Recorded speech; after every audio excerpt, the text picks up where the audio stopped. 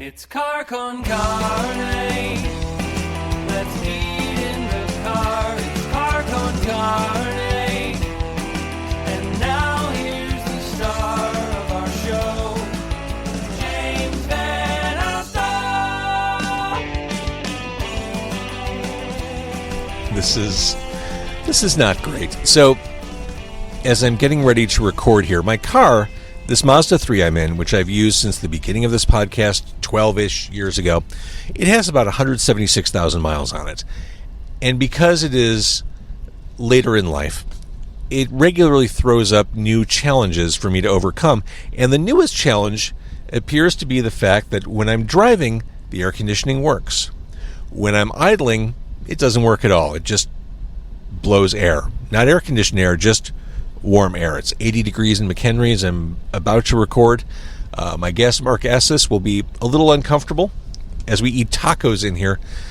That's just where we're at. I'd love to have an ice cream truck to record this show in. It'd be so good. I could do band performances all the time. But I think that would be the right move, or the appropriate next step for Car Con Carne, an ice cream truck.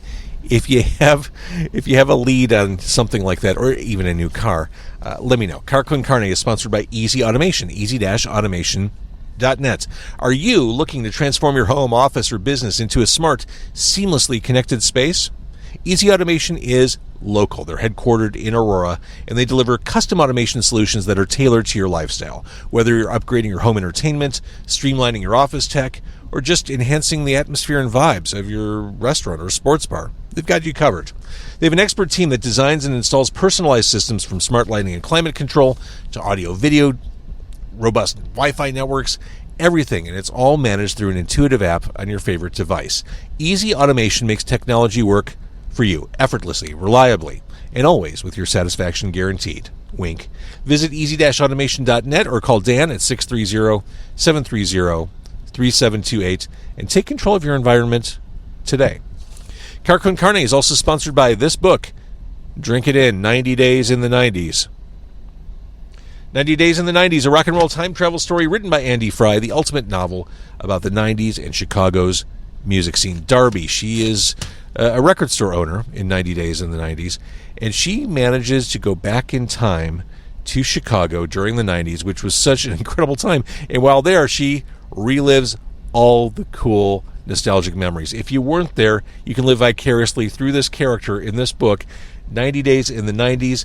To learn more, grab the book on 90daysinthe90s.com, pick it up on Amazon or wherever you buy books. Also, follow, if you're into the 90s, especially in Chicago, go to 90 Days in the 90s on Instagram. Tons of Chicago music-related content to be found there. I have a lot of creatives, musicians, performers who watch and listen to Car Con Carne. If you need PR help, reach out to my guy, Evan. Tag Publicity is a music and event publicity company that is freshly distinctive. Tag Publicity is a full-service entertainment PR, talent development, branding, digital marketing, social media management, project management, distribution, content creation, booking, and public relations company headed by Evan J. Thomas. Reach out to him anytime at evanjthomaspr@gmail.com or follow Tag Publicity on Facebook, Instagram, and the TikTok. One final programming note. Last month, we did it again, had another live event at Legit Dogs and Ice in South Elgin. So much fun. We had live music. We had live comedy. June 18th is the date for the next live event. Car Con Carne recorded live on stage at Legit Dogs and Ice in South Elgin. I have Chad the Bird, a fellow podcaster. Also, he's a bird puppet. Chad the Bird on the bill. Bad Candy doing acoustic. Hella Goats, one of my earliest in-car performances, one of my earliest interviews on Car Con Carne was with Chris of Hella Goats. Hella Goats on stage. Can't wait for that.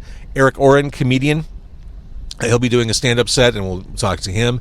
And then Glory Days, close the whole thing down. It is absolutely free. It's just a podcast recording. Come on out, eat some hot dogs, have a Modelo with me, and be part of the live broadcast, audio and video. Again, June 18th. It's a Wednesday night. It's hump day. Legit Dogs and Ice. All right, so like I said, I'm sitting out here in a warm car. Where's here? I'm in McHenry, just a block away from Siren Records, a favorite of Car Con Carne, outside El Vado, where I was. I believe, I need to check my records, I believe I was here exactly 1 year ago today, pure coincidence, I was here with Karen Shook 1 year ago.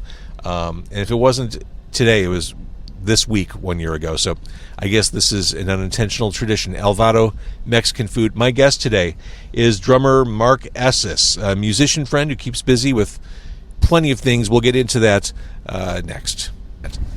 So here I am back at El Vado Tacos. Drummer Marc Esses is a musician friend. He keeps super busy with so many projects. I can't imagine how your calendar allowed you to be here right now. He's in Downstait, the band known for creating entrance music for pro wrestlers like Cody Rhodes and The Miz. He's also in Night Spice, one of our local favorites. They just headlined Bottom Lounge again a couple weeks ago. That's a train that's picking up speed. You should probably jump on that. Yep. Then there's Flowers for Dorian, heading toward the band's 20th anniversary. Mark also DJs all over the place. And let's not forget For the Fallen Dreams, the band that we originally talked about when we first did an interview 4 years ago for episode 630. So I figured we're waiting for our tacos right now, so I figured we'd start doing the interview. How do you balance all this stuff? How do you prioritize things? Or have you just been lucky that priorities have kind of bubbled up and simmered down at corresponding times? I had a friend. It's funny. I love name dropping. It's a thing because, you want to take care of your friends, your people. Here we go. Josh Patterson, bass player of Semple. He said to me one day, he's like, man, you got too much going on. You're going to have a hard time balancing it. But until something hits, he's like, I commend you for trying it all. And I don't know how we haven't hit that moment yet where I just can't do it all anymore. It feels like, if I were going all in as a gambling man, it feels like Night Spice is well positioned. Yes. And certainly Downstait has a built-in audience. Oh my gosh. It's a niche product, but But you don't need to be globally huge to be successful. You just need to have a small group of really intensely loyal people. That's what it is. That's really what it is. In this world, everybody fits. There's space for everybody to do their thing. It's wild. Like, I started working for this company, Burwood, and I do their Emo Night Brooklyn, their Gimme Gimme Disco, their Broadway Rave. Like, who would think... This is all DJ work. Yeah, and who would think... Yes, it's wild. I saw you kind of be like, wait, you have more? There's more. So it's like... The Broadway Rave, who would think that you could fill a venue of over 500 people that want to just come on stage and act out plays like Cats and Hamilton and Rent, and it's wild. That sounds wild. It is wild. Is it a suburban thing? It's a country thing. I just did one in Columbus at Ace of Cups last Friday. Okay. God damn, you're busy. And you're traveling, too. I was in Grand Rapids last night doing an emo night. Oh, my God. Brooklyn. Not last night. Friday night. But then yesterday I was in Spring Grove and then at Side Outs in Island Lake. I'm lucky to have you. I'm happy to be here. When did you learn how to DJ? Because that's something you have to, practice and refine skills for. No, you have to know song choices. You have to know your that's definitely important. Yeah. Curated playlist, Yeah. but reading the room is the most important. Just knowing when you can look around and feel the vibe, feel the energy. That's really what's most important about being a DJ. And thankfully, I think I'm good at it. Are you digital? Do you do vinyl? I do not do vinyl. I work on a Pioneer DDJ Flex 10. It's awesome, but I have a laptop. I've got the whole thing. But for me, DJing is more about entertaining and performing. Mm-hmm. It's about getting the crowd up. I'm more hyping most of the time, throwing my mic around, singing, getting people to drink their beers. Because at the end of the day, being a DJ is about selling booze. Sorry, DJs, I apologize. I'm so sorry. Let's talk about Downstait, because this is relatively new to your LinkedIn portfolio. End of last year, you joined the band. Yeah, do we have time? Give me 1 minute to tell a quick story. I was playing drums with Zach Miller, former tight end of the Chicago Bears, and we were playing at Old Crow Smokehouse in Chicago. Mm-hmm.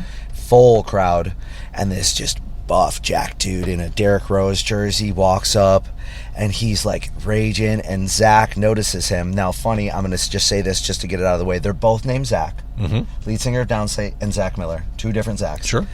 So Zach pulls Zach on stage and goes, "Hey, you must be something. Like, look at you, man. You're jacked, you're chiseled." And he goes, I'm a singer, songwriter. He goes, "Anything we'd know?" And he kind of goes, "Well, like, do you know like wrestling, like WWE? And I like lift my head up, because if you know me, I am just pro wrestling. I'm probably pro wrestling's biggest fan. I'm not quiet about that. That was one of my questions. Okay. Yes, I'm the biggest pro wrestling fan. I don't even want to get into that right now. But yeah, so Zach's talking to Zach, and he goes, yeah, like, you know, Cody Rhodes. And I'm like, oh my gosh, Downstait? And he looks at me and goes, you know my band? And I was like, dude, I love your band. You had 80,000 people on 2 separate nights screaming your song.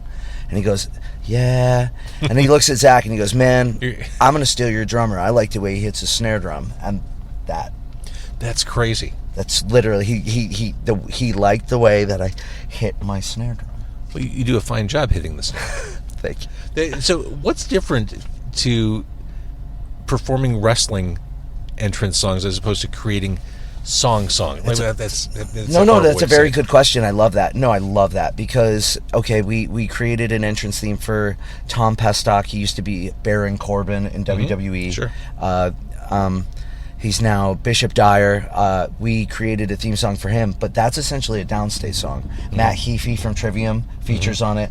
That's amazing. Yeah, it's super cool. But like, that's a Downstait song created for a wrestler. Now, Indy Hartwell. Oh, it's funny that it's funny that I'm wearing her shirt, but she wanted like a Limp Bizkit themed like type theme, and we just went for it, and it came out cool, man. Heart won't quit, but you know, like, it just depends on what you want. And I'm actually, yes, like, if you're a pro wrestler and you need a theme, like, we'll do whatever you need. Like, that's amazing. And with Cody, he basically brought the theme over to WWE from AEW. Oh man, I don't want to give this information out, but it basically was like a package deal.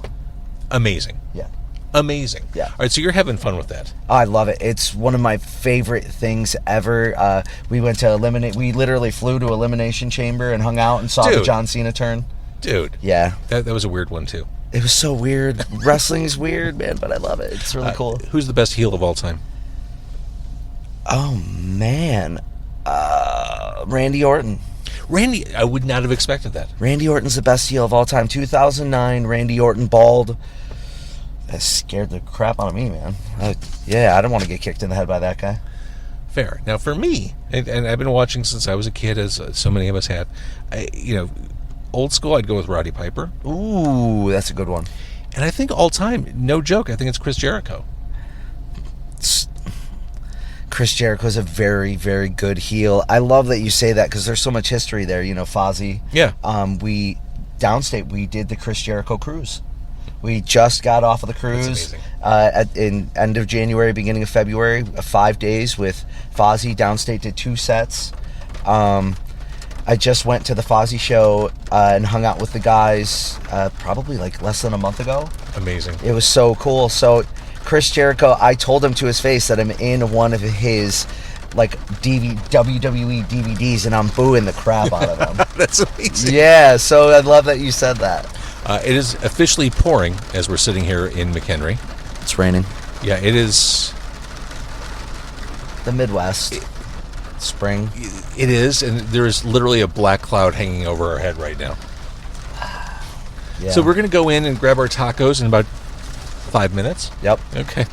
Hopefully this will subside. Let's talk about Night Spice. I've been to a few Night Spice shows. I wasn't at the most recent one at Bottom Lounge. I think on the other side of the city or suburbs that night.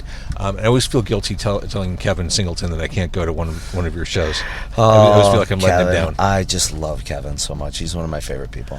But it feels like, Kevin's an expert marketer. The band sound is right. It feels like there's a lot of momentum there.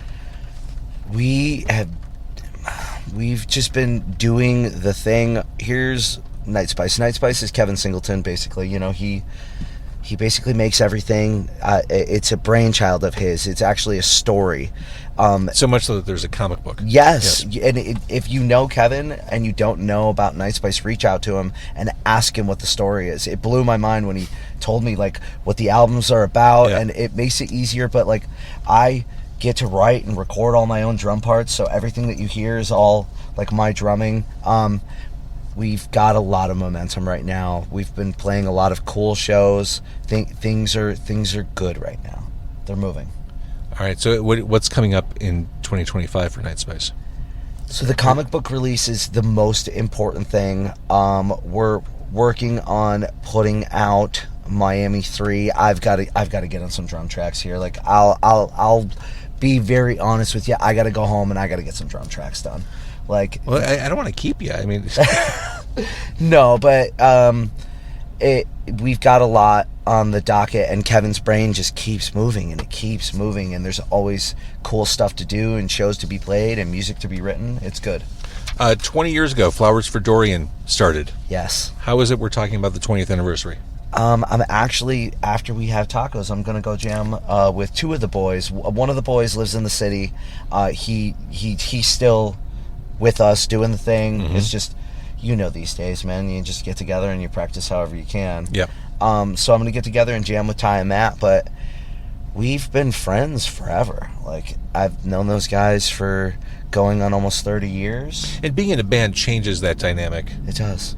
Sometimes positively, sometimes we've seen negatively. Yeah, but even when it's negatives, I somehow feel like it always comes back. I just played with the boys in Dr. Manhattan after 16 years. That's crazy.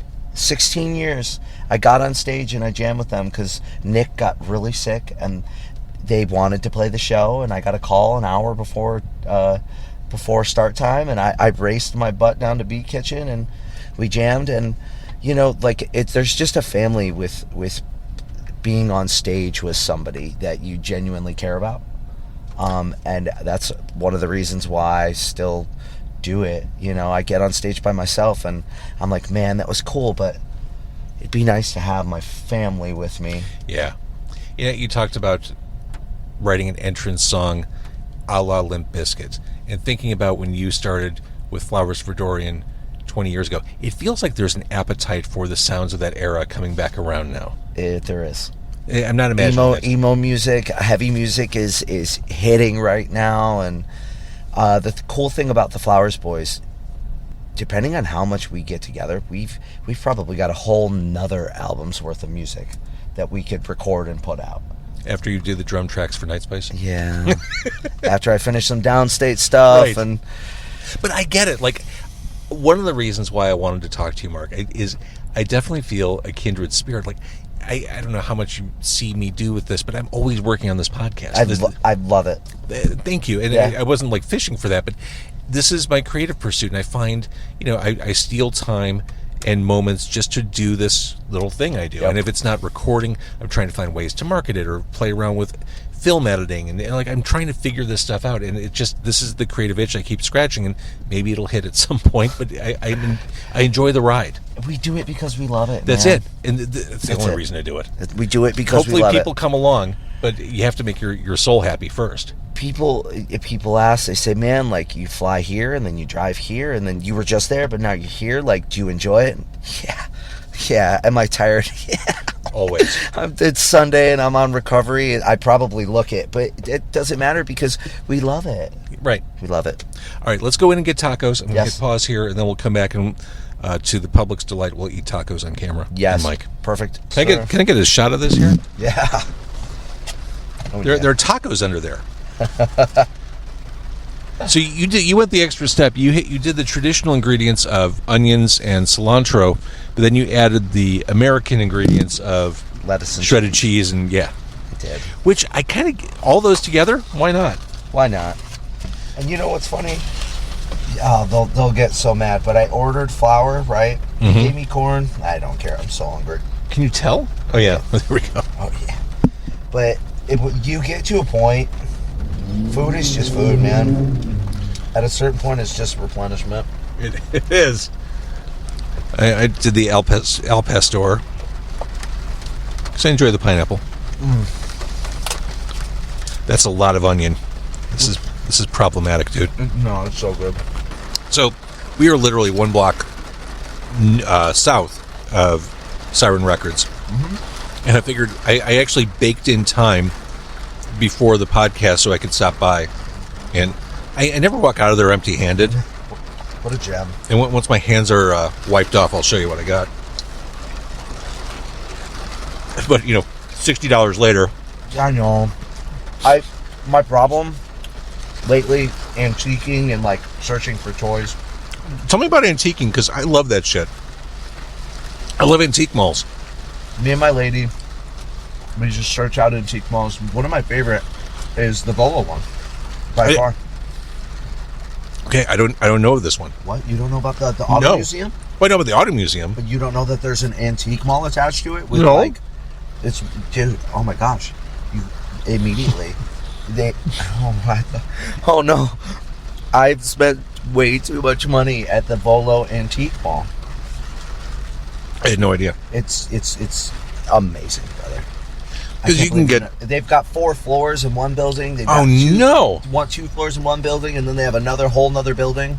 I'm so glad we talked. Yes, so Funko Pops, Batman. So my thing is wrestling, Batman, Teenage Mutant Ninja Turtles, Michael Jordan era Chicago Bulls, and then Chicago sports in general, and then like music and drumming. If it doesn't involve that, I generally don't want to talk about it or do it. It's not that I'm closed-minded. Like, I'll absolutely listen to anything that you're doing, or like, my big thing is support everybody, love everybody. I told you in the beginning, there's room for everyone and everything in this world. Less hate, more love is usually my thing. Like, if you know anything about me, just be more kind. Like, we've all got stuff going on. Oh my gosh, like, if you catch me on a bad day, like, I'm a terrible person to be around, but I have to be mindful of that. So, like, that's one big thing that, like, I tell other people is, like, hey, be kind to yourself so that you can be kind to other people. When you say Batman, what kind of Batman stuff are you looking for? Mainly Hot Wheels.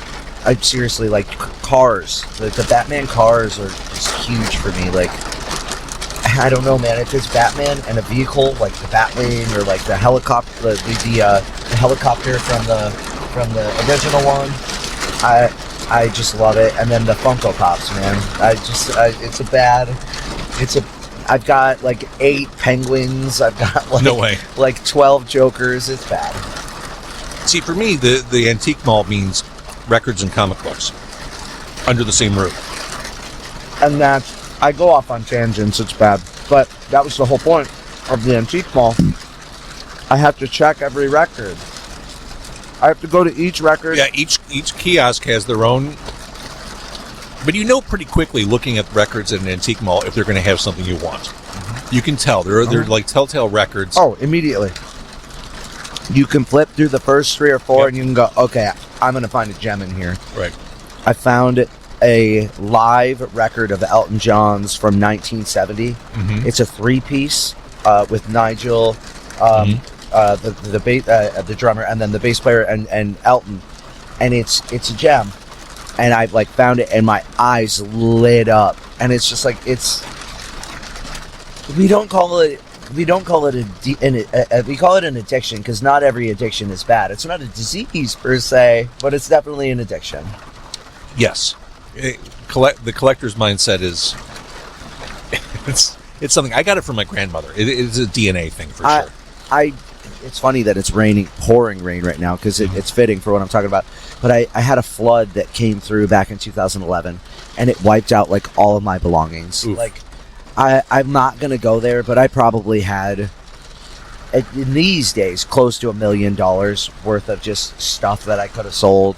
Things that were, when I look at it, what they're worth these days, I'm oh my gosh. But I didn't want to collect anymore after that, because I lost everything. Why starting over just is overwhelming? We started over.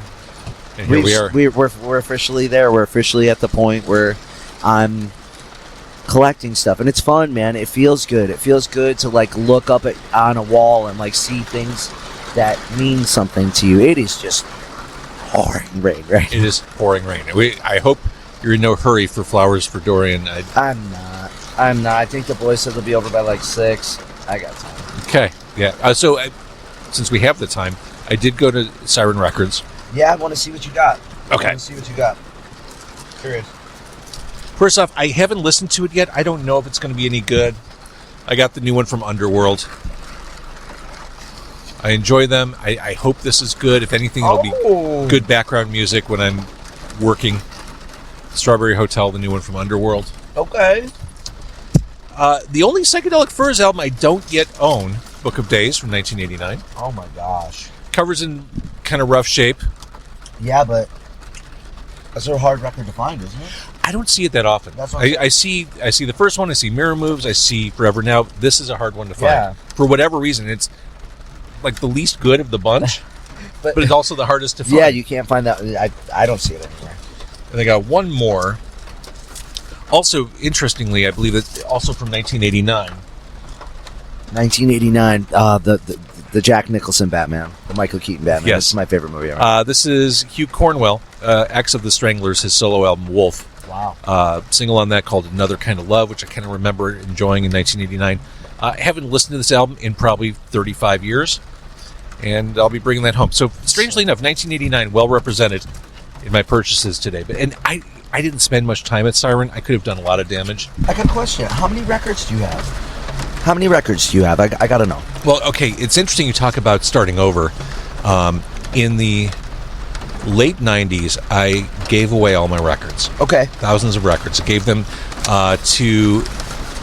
There was an organization that did fundraising for ALS research, and they had an annual music sale at Old Orchard Shopping Mall in Skokie.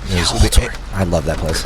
It was the ALS Mammoth Music Mart. And at the time, this was, I was working in programming at Q101. I was bringing home dozens of CDs a week. I can only imagine. And no one was making records anymore. I thought, I need to make room for the CDs. Records are done. I'm sick of moving records from apartment to apartment. Yeah. So I gave all them away. Okay.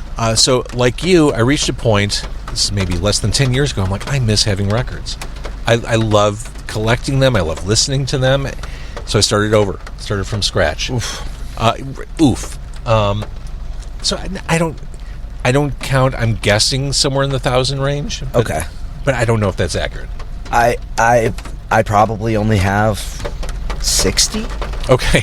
Like, being honest, because I got to a point where I won't lie, man. For a long time there, life was a little weird, and I didn't buy anything at all. Like gear, if something broke, I'd replace it. Right. But these days, you have to spend money to make money.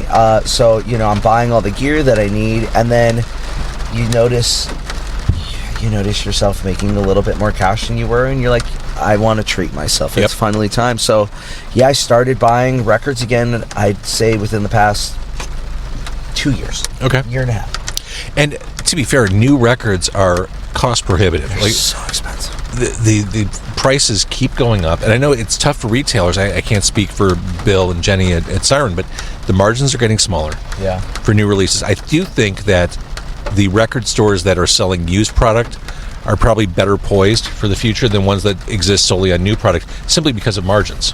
I can give you a little insight in that. They're not cheap to make. As a band, Right. They're not cheap. So you have to weigh out, is it worth for the fan to have that piece? And I'd say 99% of the time the answer is yes. Oh, for sure. The answer is yes. It's worth having it, but that's where we go. You have to spend money to make money. Uh-huh. So I think the retailers, there are so many in Chicago, as you know. Yeah. How do they all survive? And I think Are people just buying records again? Yes. Yeah. Yes. Yeah, it's a tough market. I can speak. I'd bring him up again, but my buddy Josh, he's got so many records, and he knows how much each one costs and what they're worth. If he could sell them, it's a weird age we live in when you don't know what's what. Like I saw the other day, some cassette tapes on the merch table, and I've been seeing that more and more lately, but I actually paid attention to it, where I was like, they're selling an actual cassette tape of an album that I listened to. I was like, do I grab that to put it up on the wall? Right, because listening to cassettes, people don't have the technology anymore. They don't have the gear. Nope. But also, it was never a great listening experience. It sounded terrible. And they're not built to last. I mean, yep. Which is that was always the worst feeling in the world when a tape would snap when you're rewinding it or playing it. Okay, well, there goes that $10 I spent. I could think about it, and you're not going to get it again because right. If you have the money to buy something new, you're going to buy something new. Yep. I've lived through all that. Okay, it stopped raining. We have a window. Did you eat all your tacos? I'm going to bring these home because I won't lie. I got a lady that she like. Yeah, no, you got. That's the right thing to do. It's the right thing to do. You're a good person. Yeah. I'm glad we got to do this on a Sunday afternoon. It was honestly, I've been looking forward to it. As I said, this type of stuff is so good for me because I'm gonna go there. I'm such a weird guy, and like I've got so much stuff going on that like all people see is just like the jerk that I play on stage. You know, like I hate to put it that way, but like the wild animal that has no cares on stage. Trust me, I care, and I just want to love and hang out and do this kind of stuff, fun stuff to let people know that it's okay to be weird and it's okay to express yourself. And these are all good lessons. These are all good things to share. yes. All right. Well, thanks for having tacos with me in scenic McHenry County. I love it. I do too.